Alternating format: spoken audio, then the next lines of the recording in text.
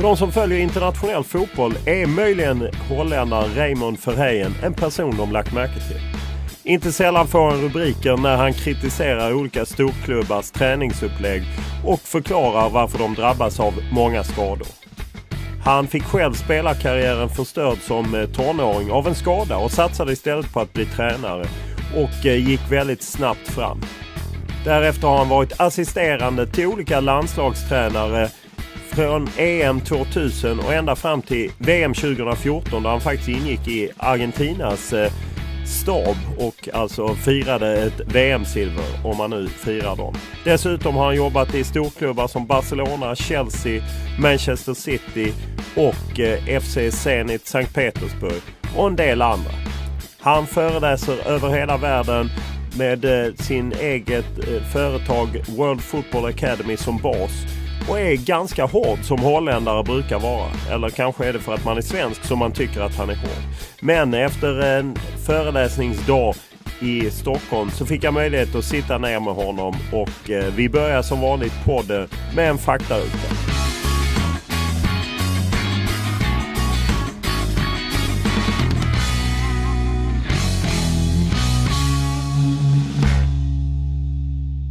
Age?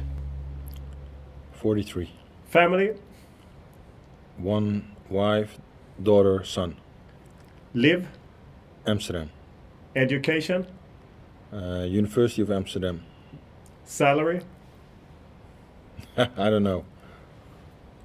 What's the biggest experience you've had connected to football? I think that was the World Cup in 2002 with Korea when we reached the semi-final. It was first of all an incredible experience, but also because the tournament was in Korea, we could see, literally experience what it did with millions of people. So that is a memory for life. Best player you coached? Dennis Bergkamp. Is there any medal that you're extra proud of in your all the medals you have? Well, I've done 4 Euros and 4 World Cups, reaching 5 semi-finals and 1 final last year with Argentina. So I'm proud of that. And with Barcelona winning the Champions League in 2006, but I'm only proud the day I win the World Cup or the Euro, because in football it's about winning. So you can only be proud if you reach the highest aim. I don't know if you're a collector. Some people in football are. They collect jerseys and things like that. Do you have any artifact like that that you're really proud of? Yeah, obviously I have some shirts, for example, last summer with Lionel Messi. So the Argentina shirt with number 10 with the signature of Messi, and also for my son. But I am not a collector, let's put it that way. One player that you didn't really like to play against, the teams that you worked with, an opponent you didn't like or had a hard time with? Yeah, difficult to say. I can't think of somebody in particular. The best crowd you played in front of? Nou Camp Stadium. Which is your favorite team? Barcelona. Anyone in Holland?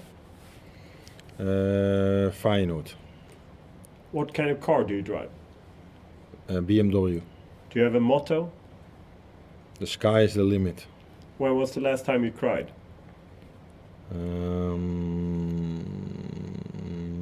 Can't remember. When was the last time you got drunk? That is a long time ago. That must be when I was a student, I think. Do you bet on football games? Never, no. Do you have any belief in anything? Yeah, I believe in myself. What do you read? Books. What do you listen to? Music. What do you watch? Television. Which news sites or things do you visit when you're on your computer or your smartphone? the newspapers, the Dutch newspapers, and sometimes the English or American newspapers. And how active are you in social media? I know that you have a Twitter account. Yeah, the Twitter account is something I use a few times a week. For me, that is an extension of the coaching courses, because Twitter is the perfect tool to reach millions of people, especially because journalists use it also in newspaper articles. So for me, it's perfect to send a message across the world, and it also goes the other way around. That when I do a coaching course somewhere and I explain something from a theoretical point of view, then the people in the room sometimes say, "Oh, that's what you described on Twitter from a practical point of view." And so it's a very powerful tool.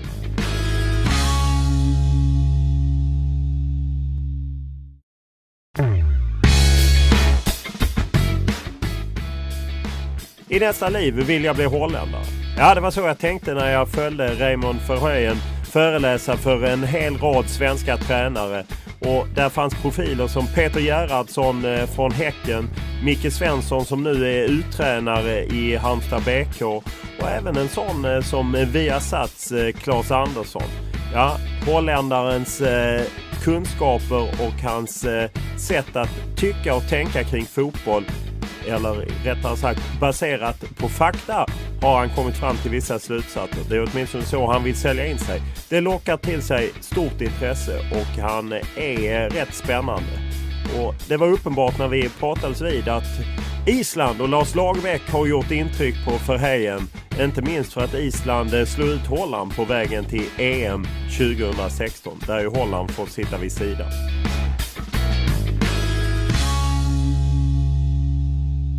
We're sitting here very close to Swedish Friends Arena, and you've just been having a lecture all day with a lot of Swedish coaches. You've been pretty hard on them. I followed you the whole day. I thought you were pretty hard. Is that the way it is? I don't know what you mean with hard. You were straightforward, or you were not Swedish. Okay, now I understand what you mean. That's correct, because I'm Dutch and not Swedish. So for me it's impossible to be Swedish because I'm not Swedish. No, but you know what I mean. When you're pretty hard, you kind of, if someone fiddles with their cell phone, you tell them in front of the whole group, and you tell them that they are shit because the instructors are shit, and then the players are shit, in a sense of funny way, but you know what I mean. Kind of an irony, but still hard. No, with respect to the cell phones, how I started this morning is creating an environment in this room. And what I said to the coaches, practice what you preach. So if you expect certain behavior from your players during, for example, a team meeting, then practice what you preach and show that same behavior during my meeting today. So if it is okay for your players to play with their cell phone when you are announcing the lineup or the playing style, then today play with your mobile phone. But if you do a team meeting and it's not okay for your players to play with their cell phone, then don't play with your cell phone today during my meeting. In other words, practice what you preach. So if coaches today in the room play with the cell phone, like you did as well, but I didn't use that, but obviously good coaches see everything. So when coaches in the room today were using their cell phone, I wasn't hard on them. What I did is I asked them the question, if your player is doing this in your meeting, is it okay? And then, as you have seen, the coach said, no, the player is not allowed to do that during my team meeting. And then my question to him was, why are you doing it in my meeting? In other words, why do you have double standards? So it is not that I'm hard on them. I'm just showing them the mirror and showing to them that they have double standards. And then the question is, do they understand that they have learned something about themselves or not? Because, as we know, for example, when you raise children, you can talk to your children and your children learn something from what you say to them. But children learn much more from their parents by observing their parents. The behavior of the parents is much more effective than the words of the parents. And it's the same with coaches in relation to players. Coaches talk to the players and the players learn from that. But the players observing the coach is influencing the players much more. But most coaches are not aware of that. And especially when you as a coach have double standards, your players will figure out. And then they don't take you seriously anymore. Because on the one hand, the coach tells the players to do A, but the coach himself is doing B. In other words, he has double standards. And then the effect of your coaching will be a lot smaller, like I said, because the players see your double standards and they don't take you seriously anymore. But if the coaches don't know that they have double standards, somebody has to tell them or let them experience. And that's what we did today. Most people who follow football, they know of you. I mean, you've worked a long time in football as a coach. How was your career as a player? Well, I was playing in the Dutch youth academy system, but I got injured, or I developed a chronic hip injury. And by the time I was 18, I had to stop. I was playing in the Dutch under-17 team. But unfortunately, when I was 18, I had to stop, which at that time was a, let's say, disaster, because your whole world falls apart. You have this dream of becoming a professional player, and then all of a sudden, boom, it's gone. So on the short term, it was a problem, a disappointment. But on hindsight, it was the best thing that could happen, because I was able to do my coaching licenses when I was 18, 19, 20 years old. I went to university to study. So by the time I was 25, I already worked with the Dutch national team. And now I'm 43. And like I said before, I've been to 4 Euros, 4 World Cups. So normally somebody's coaching career starts in his early 40s or late 30s. While I already have this huge amount of experience. And I know as a player I would never have played a Euro or a World Cup, because if I had been a professional player, I would have been an average player, just a average professional player. So on hindsight, that was very nice, because in the last 15 years I had a lot of beautiful experiences. What did you have that made you interesting for the national team at that age? Because as you say, it's not that common that you're 25 years of age and you work with the national team. Yeah, when I was 23, I finished my university degree, and at the end of that degree I had to write a thesis, and that thesis became a book. I turned that thesis into a book, because during my study I was looking for the coaching book and I couldn't find it. So then I thought, okay, then I have to write it myself. So I did a study about what players are doing during the game and in relation to playing styles, etc. And I turned that thesis into a book, and that book became the coaching book for the Dutch FA, for the coaching courses. And when the Dutch FA used my book, a few months later they asked me to be an instructor, because that for them it was much easier instead of somebody else educating from my book. So when I was 24, I became a coach educator at the Dutch FA, and my first group was a group of 4. It was Ruud Gullit, it was Ronald Koeman, Johan Neeskens and Frank Rijkaard. They were your pupils? Yeah, they were my first 4 students. Wow. And And I wasn't nervous at all because You're Dutch. on hindsight, I thought, yeah, I did what I had dreamt of, working at the highest level with the best people. So although I was only 24, it went okay. But you must have been a little bit nervous going in with Gullit and I mean, No, not at all. No, I remember that not at all. And probably Frank Rijkaard, who 1 year later in 1998 became the Dutch national coach, he must have seen that during that year, during that course, that although I was 24, I performed, I was stable, I wasn't nervous, etc. So when he became the national team coach, he asked me to become one of my assistants, and I was 25 then. So it must have something to do with what Frank Rijkaard saw me doing during that course. Wow, it's a little bit impressive that you at that age, at least the way I see it. And how come you worked many times as an assistant, but not very often as a head coach? How is that?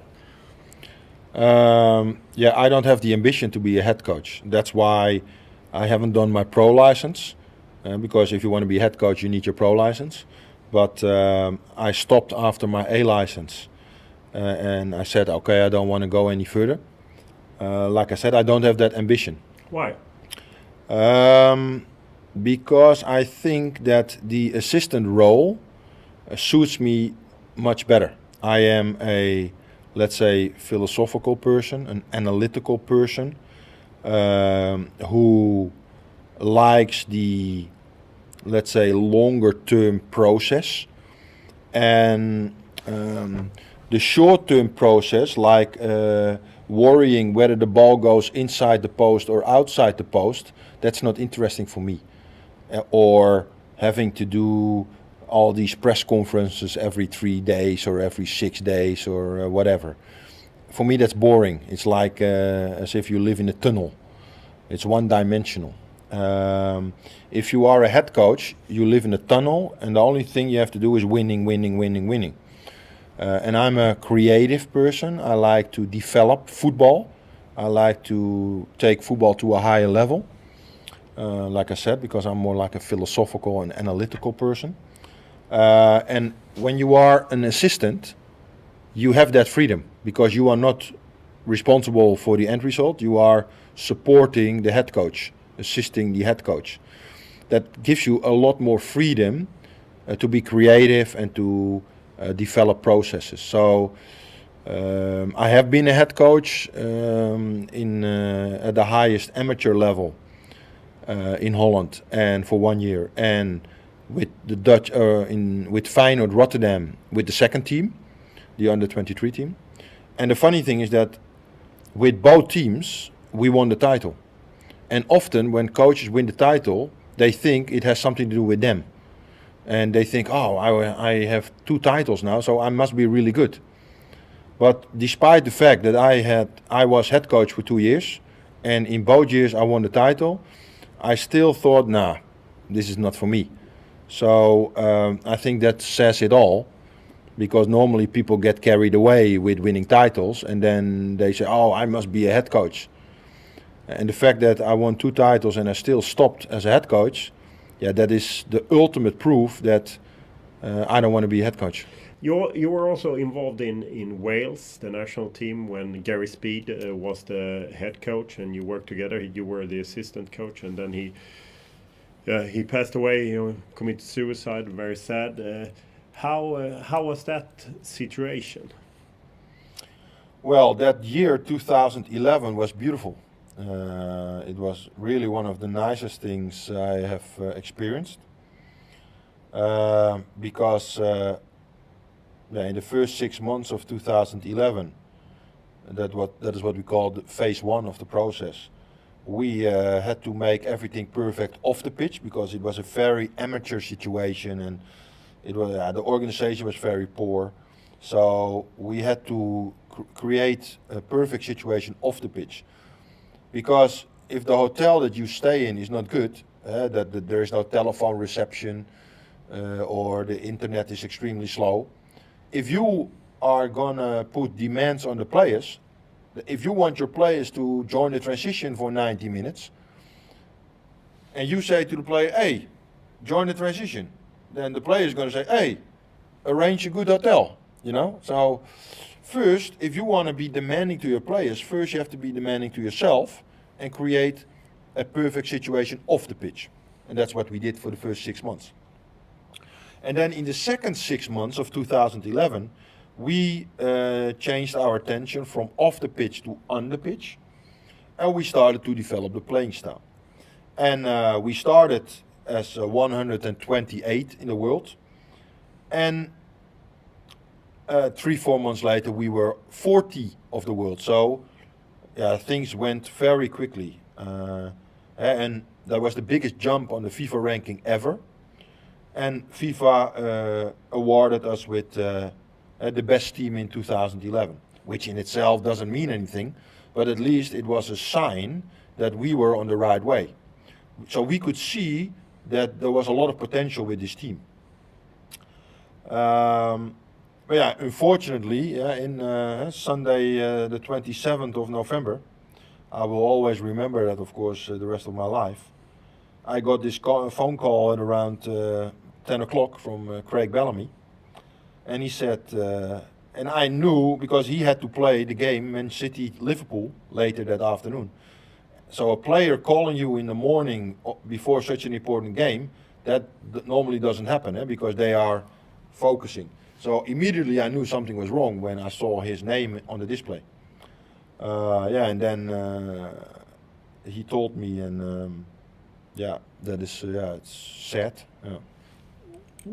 Did you were you shocked, or did you know that Gary Speed had these problems of depression? Not at all. I mean, that is what makes it so strange, because if there had been signals, maybe signals that you only recognize on hindsight, that when the signals happened you didn't see it, but maybe after his death, when you think back, when you think, oh, I missed something, then at least you understand.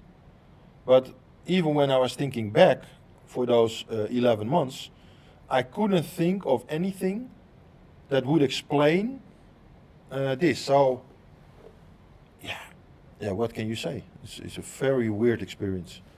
The process for Wales continued, and now they're in the European Championship. I think for the first time in a long time they've reached a big championship. Can you feel any joy? I know that there was some kind of disruption between you and the federation. No, there was no disruption between me and the federation. There was disruption between Gary Speed and the federation. Because Gary made some very unpopular decisions. Because there was this technical committee within the Welsh Football Association. And these were men of 75 years old. And they were used to make all the decisions. And Gary was at some stage fed up with that, because it was so conservative and slow. So in the second half of 2011, Gary decided to ignore those people. So he didn't make a lot of friends. So from then on, the relationship between the Welsh FA and Gary Speed was very bad. And the perfect example of that is that Gary's wife knew that. And during the funeral of Gary Speed, nobody of the Welsh FA was invited, which is very strange, right? Because he is working for the Welsh FA, and then nobody of the Welsh FA is invited for the funeral. Yeah, that speaks for itself. And his wife knew that the relationship with the Welsh FA was very bad. And I knew that because I was the assistant of Gary, that if they don't like Gary, they don't like me. Because they see me as the ally of Gary Speed. So, so I knew that they would try to get rid of me because they wanted to take power back. So all the decisions that Gary had made, they wanted to turn the clock back. And if you keep me, then turning the clock back is difficult. But if you get rid of me, then you can take all the power back. So yeah, that was sad, but still, Wales qualifying, makes me proud because if you want to have long-term success, first you have to create a very good environment, and that's what we did in 2011. And also, I'm very happy for the players, of course, because this is such a talented generation. So most of all, I'm very happy for them that they can experience a tournament like this. A good head coach is a coach that wins the most games. Because in football it's about winning.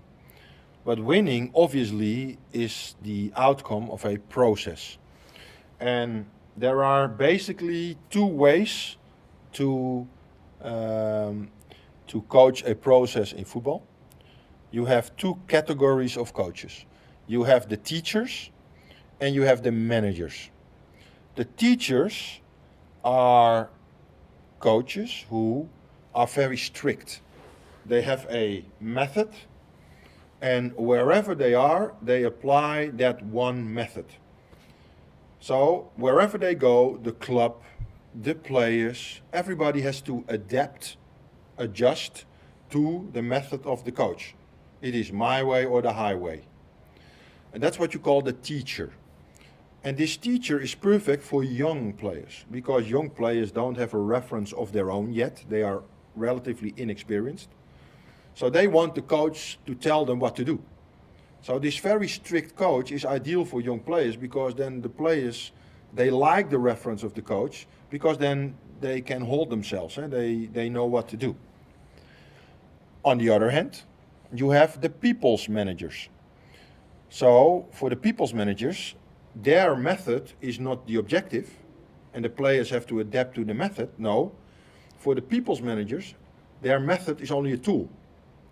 And they adapt, adjust their method to the players. So it's the other way around. So the players and the situation is the starting point, and now they adapt, adjust their method to the specific situation. So they are more flexible. It's like go with the flow. So the teachers are for young coaches, my way or the highway, and their method is the objective. The people's managers is more, the method is flexible, go with the flow. So that is ideal for more experienced and older players who already have their own experience, and they don't want a teacher to tell them what to do, because based on their experience they already know. So you have these two categories, the teachers and the managers. And basically what clubs should do is they should analyze their squad, their players. Do we have a relatively young squad, inexperienced squad, or do we have a relatively old and experienced squad? And if they have relatively young players, they have to hire a teacher. And when they have an older squad, experienced squad, they have to hire a manager. And basically, that is how you can describe coaching processes in football. We have two Swedish coaches that have been named internationally lately, or Sven-Göran Eriksson has been for a long time, and then Lars Lagerbäck now with Iceland. I guess you've seen that he took Iceland. I think they played Holland. Yeah, very impressive. Yeah, very good. What's your view of Eriksson and Lagerbäck? Well, Eriksson, I mean, that is well known. He is, let's say, the ultimate people's manager. So he is somebody who surrounds himself by all kind of assistants. He delegates the responsibility to them, and he manages it. Lars is, I think, a little bit more like a teacher. I don't know him well enough to be 100% sure, but that's what I think, because Lars also has, let's say, a coach education background. He's also a good teacher, coach educator. And I don't think that he is an extreme teacher, like very strict, my way or the highway. That's not what I think. I think he is somewhere in between teacher and people's manager, but let's say more in the direction of teacher. That's from the outside, that's how I would judge the situation. I think you're correct with Lagerbäck. He has his method. Then it's not that hard as you say. He's more, but he's been impressive. Some people in Sweden, he was in Sweden for 13 years, and then people tired of him because he was very strict with his method. But now people want him back in a way because they think he's done so well with Iceland. Yeah, I remember because I think it was in 2010 he was coaching Nigeria. Correct. And we played him with Korea, and I think in 2008 he was coaching Sweden. You played him? We played him with Russia. Yeah, that was a terrible game for Sweden. Yeah, it was a very strict 4-4-2. Yeah. Yeah, and that was if you play with 4-3-3 with 3 midfield players, that was easy game for Russia. Russia played really well. No, easy is not the right word, but Russia played really well. So I think with Iceland he has been tactically more flexible than he used to be in the past. Yeah, for us it's incredible that Iceland not only qualifies for the European Championship, but that they beat Holland. I mean, Sweden went to Amsterdam in 2010 and were sunk really bad. Yeah, but that has to do with the specific situation of the Dutch national team. Because if you reach the World Cup final in 2010 and the semi-final in 2014, then it is impossible that it is a structural problem. So it must be a temporary problem, just a specific moment, a specific situation. And if you analyze the Dutch national team, then what you can see is that the older players between 28 and 32, and we have a few of them like Robbe, Sneijder, Van der Vaart, Huntelaar, Robin van Persie, these 5, they should be the leaders of the team. And when they are fit and when they are playing, they are doing really well, reaching the World Cup semi-final or final. But in the last 2 years, after the, let's say last 18 months, after the World Cup in Brazil, Robbe was injured, Van der Vaart was injured, Van Persie was injured, Sneijder was sometimes injured. So then, all of a sudden, the leaders between 28 and 32 years old are not there. And then the younger players have to do the job. It's almost like you cut somebody's head off and then the rest of the body has to do the job. And and those younger players between 18 and 23 who are very talented because they have played a World Cup semi-final. So they are very talented and already a little bit experienced, but they couldn't do the job on their own. And as a result, the Dutch national team didn't qualify. But that is not a structural thing, that is a temporary thing, because they were playing and the oldest player was 26. Rubriker går gärna hand i hand med Raymond Verheyen. Inte så mycket kanske för att holländaren vill det, utan mer för att han är så rak och tydlig och hård, åtminstone om man är van vid något annat. Han var tidigt ute med att påpeka att David Moyes metoder för träning var helt fel och att det skulle leda till en del problem i Manchester United. Och alla Arsenal-fans som ju får se sitt mittfält gå sönder gång efter annan vet att Verheyen många gånger påpekat att Wengers metoder, de är lite ålderdomliga och tar inte bästa hand om spelarna. Och så kan det fortsätta för att holländaren, han vet att det inte funkar på bästa sätt inom den konservativa sporten fotboll. Och han vill ju gärna förändra den. Men det är ju inte alltid så att alla lyssnar på honom. If we look at the lecture you had today, and that will continue for several other days, it's kind of refreshing because football is so conservative and you're bringing in something new. Can you explain a little bit what it is that you want to bring into football? Well, traditionally, football is conservative. I would say it is very subjective. The problem in football is that subjectivity is the starting point. Opinions, experiences, etc. What is lacking in football is a objective reference. When pilots are educated, they are educated with a very clear reference. When surgeons are educated, they are educated with a very clear reference. And the same, for example, with Marines and Navy SEALs. And then, once these people have been educated in an objective and very strict way, then in practice, they apply that reference, and then subjectivity becomes important, because then in practice, you have to deal with external factors, so you have to make decisions. But for surgeons and pilots and Navy SEALs, their subjectivity takes place within a objective reference. Unfortunately, in football, that objective reference doesn't exist. And as a result, coaches are subjective, but not within an objective reference, but without a reference. So then subjectivity is the starting point. And that is why in football things go all over the place. What should happen, and that is what I have done today in the course, is create this objective reference. So how do you create this objective reference? By analyzing the game. Because when you analyze the characteristics of the game, you create an objective reference, because everybody is playing the same game.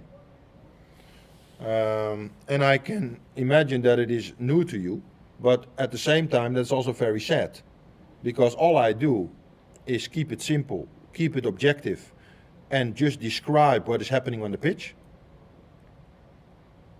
And at the same time people think, oh, this is new. So then you have to ask yourself the question, what did we do for the last 50 years then? Being subjective. Yeah, but just the thing that you take as an example and that you discuss is the way they clubs bring in a fitness coach to work on the fitness, but you want the football coach to do the fitness as part, not separate, as part of the football. Yeah, you use the word you want, and it's not so much about what I want. No, sorry, but what you tell. Yeah, exactly, because I don't want anything, I'm just describing football. Today I used a metaphor. So I'm somebody from Holland, where Dutch people speak Dutch. And now I step into Sweden, and just imagine that I want to live here and work here, etc. So what language should I speak? Can I keep speaking Dutch, or should I learn Swedish? And we all know that if I go to Sweden and if I live here, but I keep speaking Dutch, then everybody will ignore me, because nobody has a clue what I'm talking about. So if I want to be part of Sweden, I have to learn Swedish. But this is only a metaphor, because now you can use that metaphor to analyze the football world. So you have the football world with football people speaking football language, passing, dribbling, shooting, defending, etc. Football words. And then the fitness coach from outside football steps into the football world and he keeps speaking fitness language. In other words, he keeps speaking Dutch. But if I speak Dutch in Sweden, people say stop.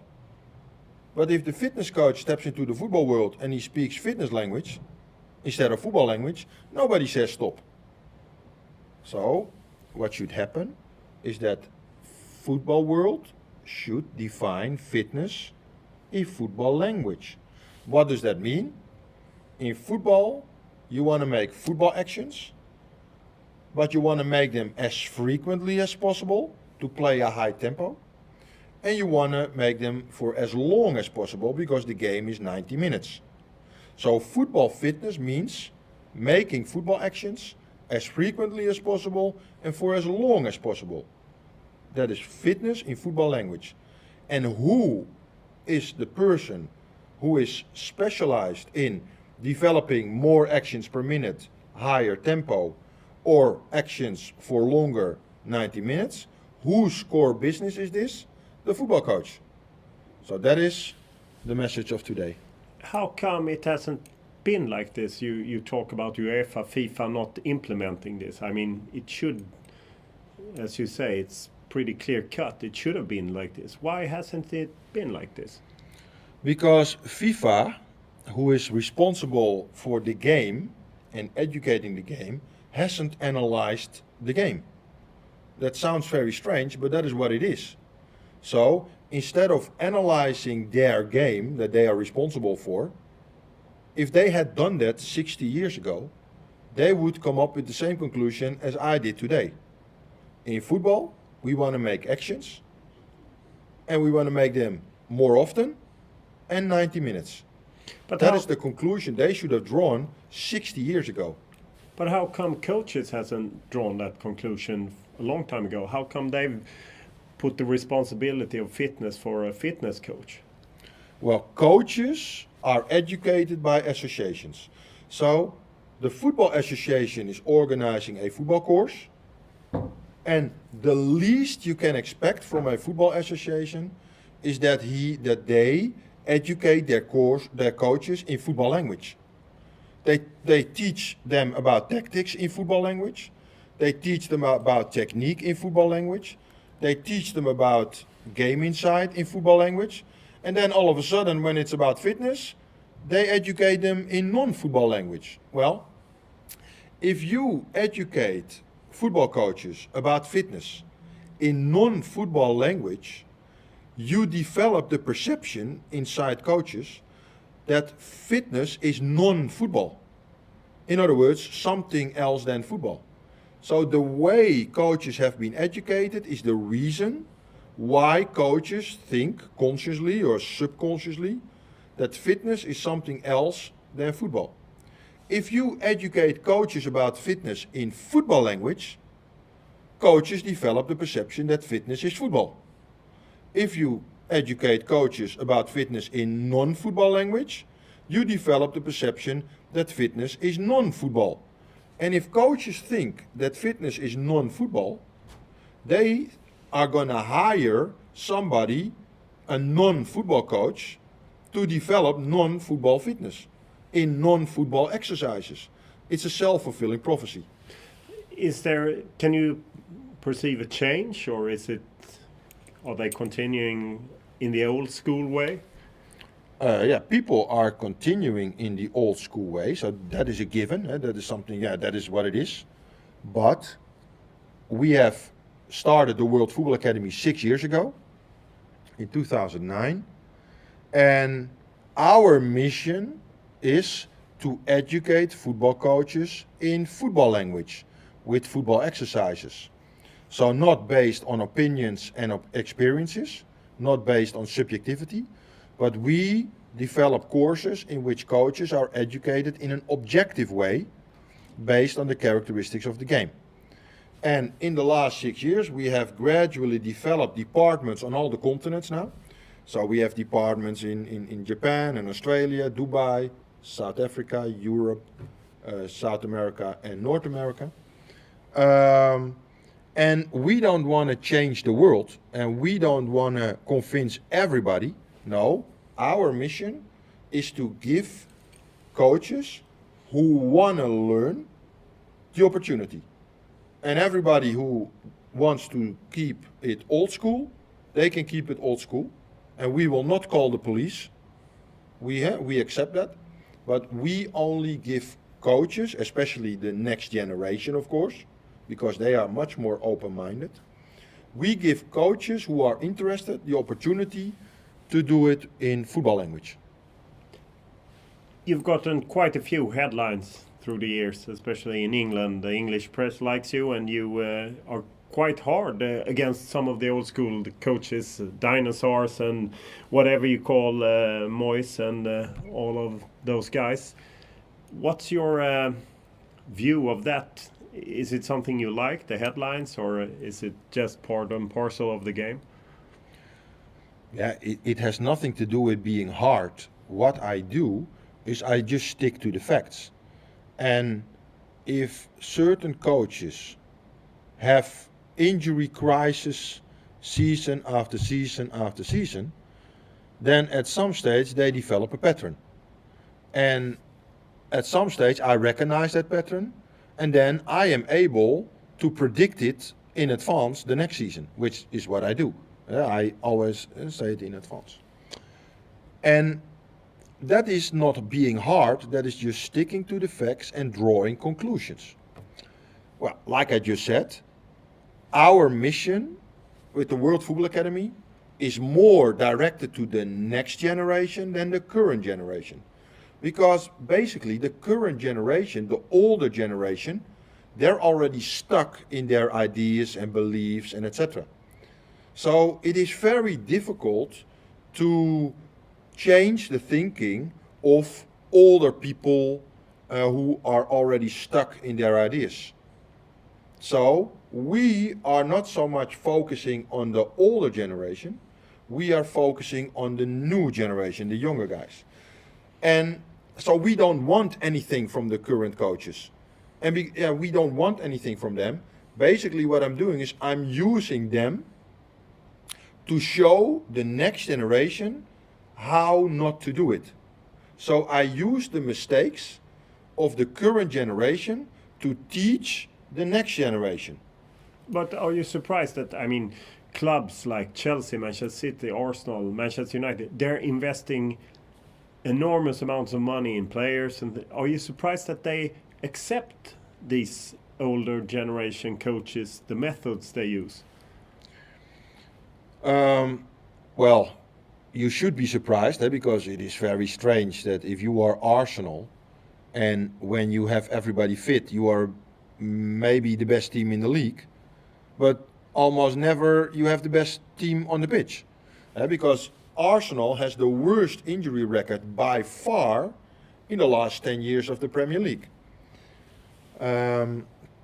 Players like Aaron Ramsey, Alex Oxlade-Chamberlain, Theo Walcott, Jack Wilshere, but also in the past Sanya, Fabregas, Robin van Persie. We're talking about 7 players now. They were injured season after season after season. So there is a pattern. 7 young players are injured for months every year. Well, that is a very worrying pattern. So thankfully, last December, in the stockholders meeting at Arsenal, people started to ask questions. How is it possible that we invest in a club with potentially one of the best teams in the league, but we are never playing with the best team in the league because most of the time 3, 4, 5 players are injured? And then the ball started rolling. So now inside Arsenal, the ball is rolling and they are forced to solve it. But what you would have hoped is that Arsene Wenger 3, 4 years ago would have done that himself, that he himself wanted to solve it. But what you see is that he's always blaming the outside world.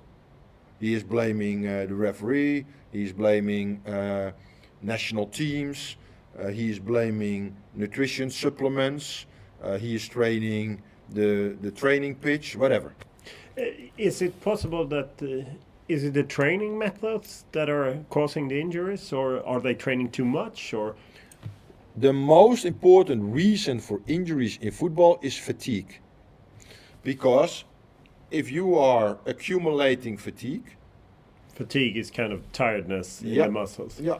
Then the signal from your brain to your muscles travels slower. Your brain is guiding, coordinating the muscles, sending signals, and then the muscles execute what the brain wants them to execute. So for example, when a player has to rotate, the brain is sending a signal to the knee, to the muscles around the knee, to contract.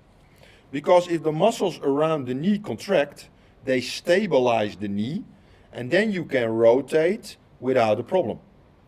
But if you are accumulating fatigue over time, and the signal from your brain to your muscles is getting slower, then what happens is that the player is already rotating his knee, while the signal to the muscles of the knee has not arrived yet because the nervous system gets slower. And then the knee is rotating, but in a relatively unprotected situation. And what do you think is going to happen with your ACL if the muscles around your knee have not contracted yet because the signal from the brain has not arrived yet. Yeah, the ACL will snap.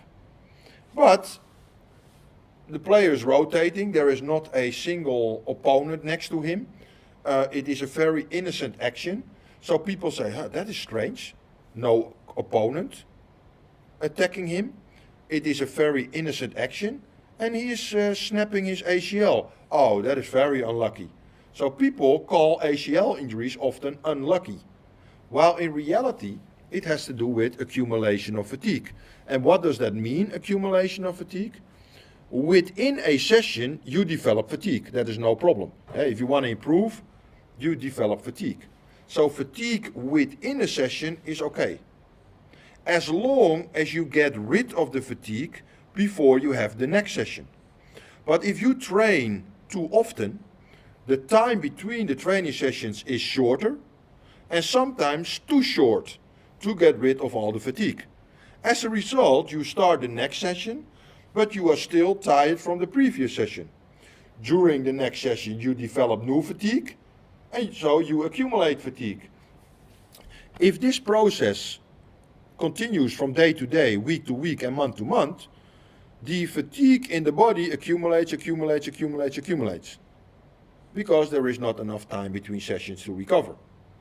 And the nervous system, the signal from the brain to the muscle, gets slower and slower and slower, and at some stage you get an ACL injury or a muscle injury.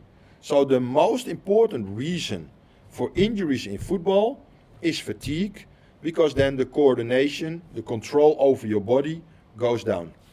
You worked in a couple of the big clubs, Chelsea, Manchester City. I know you've been critical of Mancini also, and David Moyes, Manchester United. The football world is still quite small world. I mean, how are you? How do they react to your what you're telling them? By coming up with excuses, because what you see is that more and more journalists read the books, come to the courses like you today. More and more journalists educate themselves about these principles.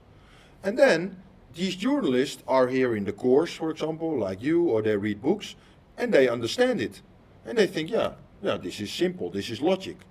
And then based on this education, the journalists become more and more educated to ask the right questions to the coaches.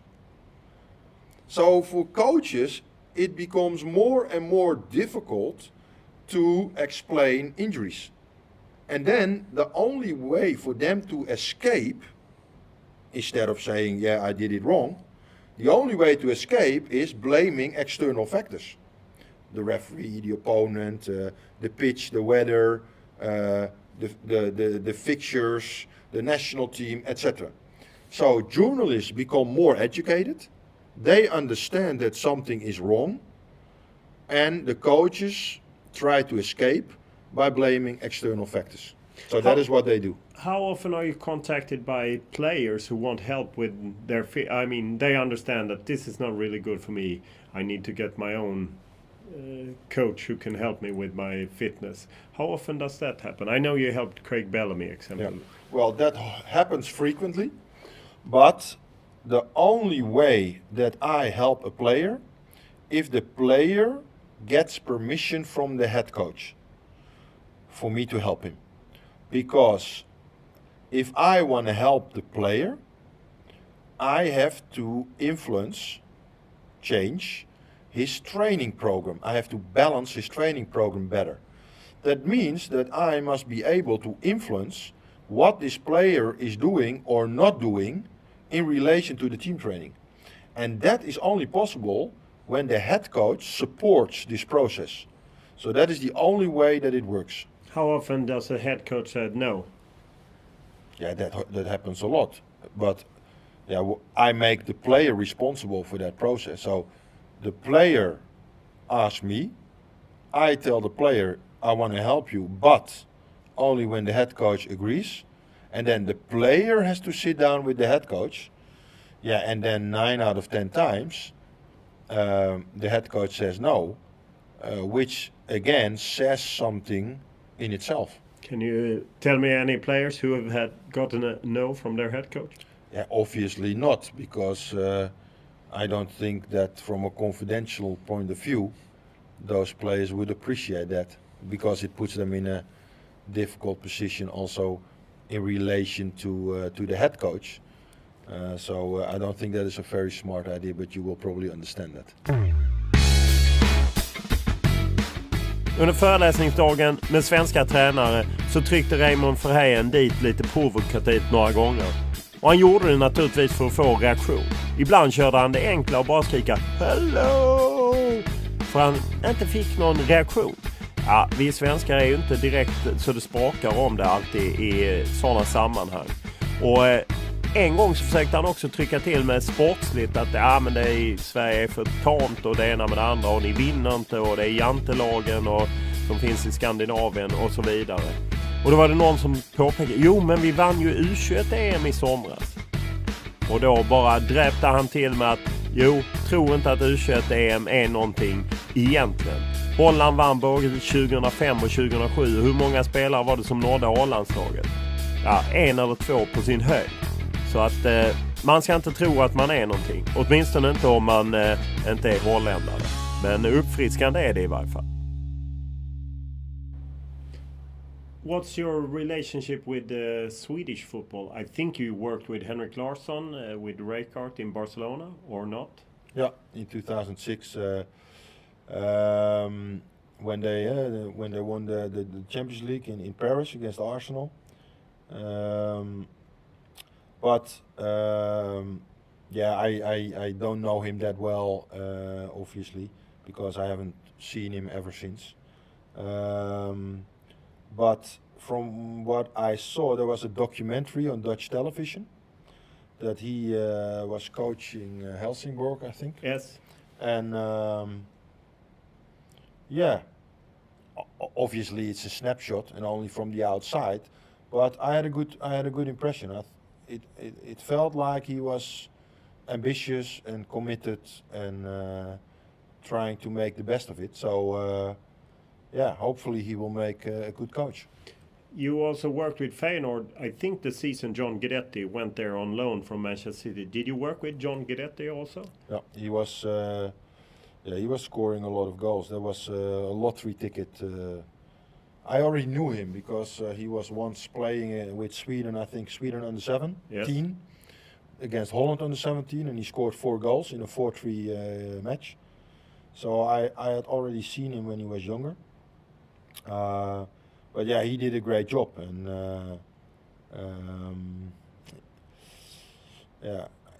after that he struggled a little bit with his health, I think. Yeah, he ate some bad chicken in Rotterdam and he got sick and it almost took out 2 years of his career. Yeah. Now he's on his road again. He was in the under-21 team that won in the Czech Republic this summer. Yeah. But you said when someone here said in the course that we won the under-21 Euro, you said, oh, that's nothing. In Holland we won in 2005 and 2007 and no one really made it. Is it that harsh? No, the thing is that in youth football you can win titles, but the most important thing in youth football is to develop players for the first team, because eventually there is only one thing important, and that is the performance of the Swedish national team, the first team. Eventually that is the only thing that matters. And now the question is, because it was discussed in the course today, but almost in a way like, oh, we won the under-21 championship, but it was discussed as if Sweden national team had won the Euro. Yeah. So what I did is I put it in perspective. I said, listen, in 2005 and 2007, the Dutch under-21 team won the Euro. And of those 2 generations, only 1 player made it in the Dutch national first team. That's not very good, is it? So it proves that under-21 success is only a temporary success, and it is absolutely no guarantee for the success that only matters, and that is the first team. The Swedish coach, Erik Hamrén, for the Swedish national team, he's been criticized because not bringing up as many players from the under 21. But you understand him in a way if they're not good enough for that. Well, I don't know the players of the under 21 team well enough to say yes or no. The only thing I can say is that when you play under 21 football, you only play against players who are the same age. But when you play in the first team, you play against players who are older or much older and more experienced. So one is totally different than the other. So I'm not surprised that a coach doesn't automatically bring in the under 21 players, because these are two totally different worlds, playing against your same age or playing against the best players in the world who are 10 years older. Two different worlds. In this course today, there was also, you joked a little bit about Sweden, one-player team, of course, Zlatan Ibrahimovic, reaching the Euros, but then going there, losing 3 games and going home. At least that, it sounded that that was your view. No, it's again not about my view. I just summarized facts. You qualify for a tournament, and then what you often see with Sweden is that they don't reach the second round. So the message was, hey, you qualify, but you don't reach the second round. What should happen? What is necessary to make that next step? And if you think, oh yeah, we have Zlatan and great, we qualified, and you make yourself very vulnerable because of this one player making the difference, and you qualifying might put sand in your eyes, if you understand what I mean. Yeah. Because Zlatan taking the team by the hand, qualifying for the Euro, qualifying for the Euro might be perceived as, we're doing a great job in Sweden because we qualify all the time. But if that is only because you have one exceptional player, and when he's not playing, you are a very average team, like Wales with Gareth Bale, don't forget. Then qualifying for the Euro or the World Cup, but not progressing to the second round, instead of celebrating the qualification, you should ask yourself the question, why don't we ever reach the second round? Maybe that is because there's one good player, but overall we don't produce enough good players to make the next step. And then the qualification puts sand in your eyes. Yeah, that was the message of today. Zlatan Ibrahimovic, I think you know him well since he went to Ajax first and developed there. Are you surprised by his career? No, not at all. Because when he came to Ajax, you could already see his determination. And obviously, when he was young, his determination went all over the place. So he also did a lot of stupid things. Because young people are already unstructured. But if this young person has an enormous drive and he is unstructured, an unstructured enormous drive is almost like a loose cannon. So the enormous drive is his strength, but if he doesn't get the right guidance, this enormous drive goes all over the place. Yeah, and then, like I said, he can be a loose cannon, which is what happened at Ajax. But at some stage in their life, these young people with their enormous drive, maybe just by falling and standing up, falling and standing up, falling, standing up, they will figure it out themselves, that they should not be a loose cannon, but they should direct their enormous drive in the right direction. And that is what he did with trial and error. Listen, look at the clubs that he played at, and almost every year they win the title. I think there's not a single player in Europe that has won so many titles, national titles. He hasn't won the Champions League. Will that be something he will have to carry? Yeah, But that also has to do with choosing the right club. Because I think that he is in the position to choose clubs. If you want to win the Champions League, then maybe you should not play in Paris, but somewhere else. If you look at the way his body has developed from being in Ajax to Paris, is that something that surprises you? I mean, he's become so much muscular. Well, I don't think he has become so muscular because football players don't develop big muscles. They develop explosive muscles.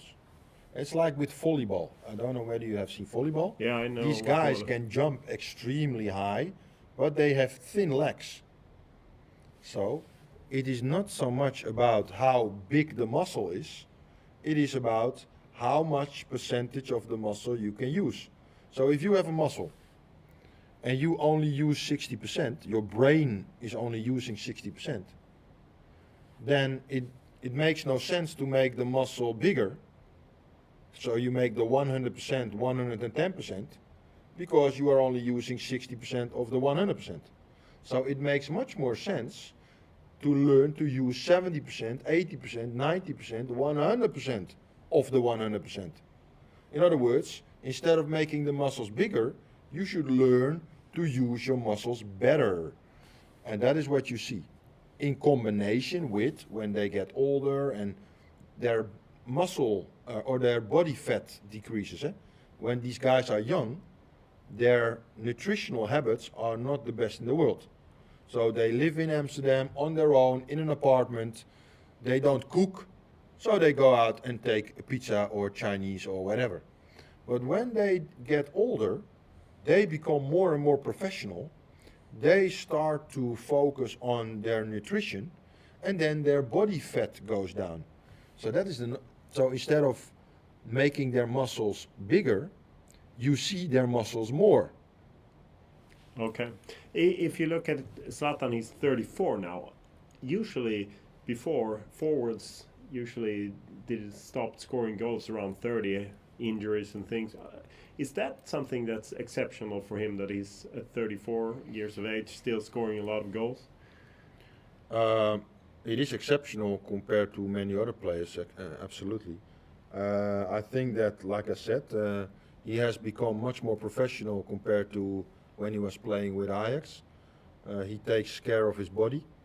And the other thing is that his body composition helps, because if you are a more fragile player, you will get injured maybe when you're 30, 31.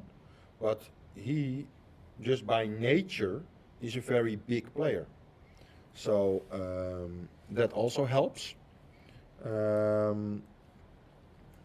So I think that he could play for another 2 years at least, if you look at his performance right now. I Sverige har vi haft en debatt om gamla storspelare och om de ska få en gräddfil till tränarutbildning eller inte. Och många har ju varit kritiska. Jonas Tern har ju avstått utbildning helt. Henrik Larsson muttrade en hel del om att det gick betydligt snabbare i Skottland. Sen gjorde han ändå utbildningen i Sverige.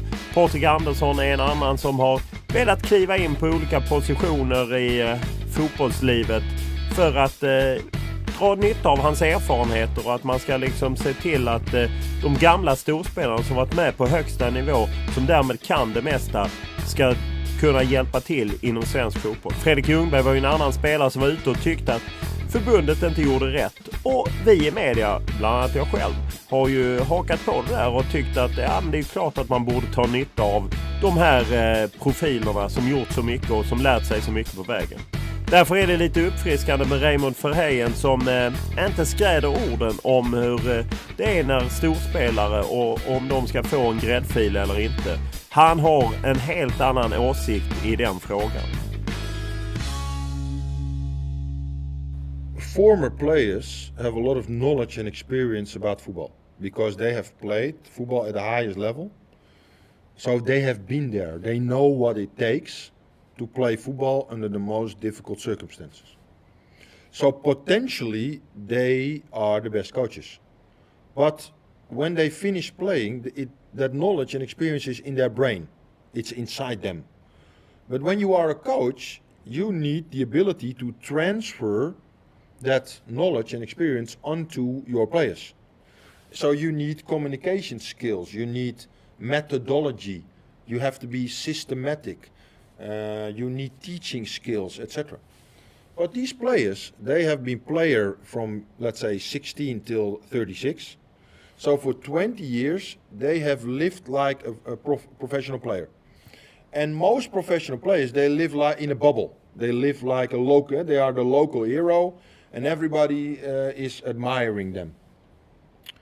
And these players, they hardly ever read a book. They never write something. They don't have to start conversations with strangers because other people always start talking to them. Because if the player comes somewhere, everybody wants to know something from the player. Ah, there you have Patrick Anderson. Oh, I'm going to ask him a question. So these players for 20 years are almost like outside society in a bubble. So they are underdeveloped persons. You and I, we are part of society, and we have to develop all kind of communication skills, etc. So we have to develop ourselves, and we are doing courses, internal courses in a company or external courses, whatever. But these players are only playing football. They never read a book, they never do a course, etc. So by the time these 36-year-old players, they retire, yes, they have a lot of knowledge and experience in their head, but they don't have the teaching skills, the communication skills to teach it to players. And then these relatively underdeveloped people are fast-tracked in coach education. Yeah, that is very sad for them, because they have an inability to teach and communicate, and then you are going to shorten their coach education. Yeah, it's almost like committing suicide, you see. So what should happen is that these former players should get longer education, because they have to catch up all the abilities that you and I learn in society the last 20 years. So they have to catch up instead of learning how to read a book without losing your concentration. They have to learn how to have conversations with people. They have to learn how to write on a flip chart and explain things in a logical, systematic way, methodological training sessions, etc. So they have to learn to be structured. Once they have done this extra education to catch up their inability to communicate, then they have the same abilities as everybody else, and then they will be the best coaches, because then with their knowledge and experience they will be better than somebody else. The Swedish FA are looking over their organization of the sporting department in a way, which runs the national team and all the teams under. What would be your advice when they're doing it from the beginning? My advice to everybody in the football world is approach football and coaching football as a profession, just like pilots, surgeons and Navy SEALs approach their job. In other words, put the bar high, create objective references instead of subjective opinions, and approach the job based on objectivity rather than the flavor of the month. Because everybody all around the world is playing the same game. But the problem is that if you have a Korean pilot and a Portuguese pilot, they are educated in exactly the same way, because eventually they have to fly the same plane, the Boeing. So although a Portuguese guy and a Korean guy, they are two totally different persons from totally different cultures. Still, they are educated in the same references with the same terminology because they have to fly the same Boeing. What you would expect is that a Portuguese football coach and a Korean football coach are also educated in exactly the same way, because eventually they have to coach the same game. In Portugal and in Korea, you have the same game with the same laws of the game, with the same characteristics of the game. The game is exactly the same in Korea and Portugal. So you would expect them to be educated in exactly the same way, like pilots and surgeons, etc. But we all know that in Portugal and in Korea or other countries, the coaches are not educated in exactly the same way, but they are educated in a Korean way, or in a Portuguese way, or in a Swedish way. As if in Sweden you are playing a different game compared to Portugal or Korea, which is not the case. So the fact that football coaches are educated differently in different countries is the perfect example of the weakness of football. We are coaching the same game, but we are educated in totally different ways. But isn't that the culture? Like the culture in Portugal is to play football in a way, or in Holland, as you're famous for total football, and isn't that part of being the Swedish culture of football? Yeah, but is there a Swedish way to fly a Boeing? I don't think so. Okay. In the lecture today, you said that the FA technical director should be a visionary. What did you really mean by that? Well, the technical director is somebody who has to develop the long-term process. He has to be a philosopher. He has to be a analytical person, a objective person, because he is responsible for educating and developing the game. The problem is that most technical directors are subjective, so their opinion influences their work.